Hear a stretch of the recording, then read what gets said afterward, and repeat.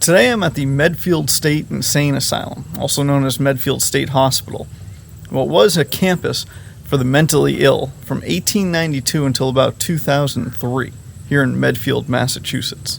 Now, when most people think of an insane asylum, they're usually thinking of what's known as the Kirkbride Plan, which is one giant building that sweeps out in two directions off of a central hub. And that was used for almost a century, from the 1840s until about World War I.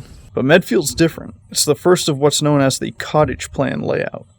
Instead of one giant building, it has 58 in order to facilitate 2,200 patients at its peak. In the decades prior to Medfield's construction, the Kirkbride Plan was used to construct hospitals and asylums across Massachusetts and the rest of the country. Nearby Worcester State Hospital, built around 1833, Danvers State Hospital, built in 1874, as well as Taunton State Hospital from 1853, are just a few of many, most of which were built in the Kirkbride design. The Kirkbride Plan was created by a Philadelphia psychiatrist known as Thomas Kirkbride. His theory regarding mental illness stated that individuals required natural light and air circulation.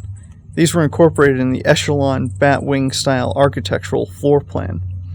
Prior to this, lunatics were housed in prisons, people's homes, and in some cases, the cellars of public structures. The design was meant to promote privacy and comfort for residents, something that had honestly never been done before. Landscaping and design features added to what he called the exhibition of life, meant to aid in easing the symptoms of mental illness. Kirkbride's plan went beyond architecture. He advocated for a near 50-50 split of male-to-female staff who would reside in or around the hospital, with their hiring being based on their duties but also on their ability to treat patients with dignity and comfort. The buildings were often Romanesque or Neo-Gothic, giving them an imposing institutional look, and would have a central administrative building, and most often 8 wings from there, 4 on each side. They were well furnished and focused around allowing sunlight and airflow through the structure, with the most excitable patients being at the far ends. The design fell out of favor in the late 1800s, though, mostly due to budget cuts, as well as new ideas in the medical community questioning the ability to actually heal mental illness. Around the same time that the Kirkbride Plan was falling out of favor, the Cottage Plan was being introduced by William Pitt Wentworth, and Medfield State Hospital, or Medfield Insane Asylum, was the first of many Cottage Plan designed hospitals. The intent was to fix some of the design features that the single building concept led to, that being of different types of illness, different severities of mental illness, as well as gender. While some patients were mentally internal, in a near vegetative state, others could be loud, hyperactive, and oftentimes violent. The ability to separate these types of patients into different buildings, as well as onto different parts of a campus, and then again by gender, was meant to keep patients safe and comfortable. Here in Massachusetts, though, with harsh winters, the single building of the Kirkbride Plan allowed you to never step outdoors.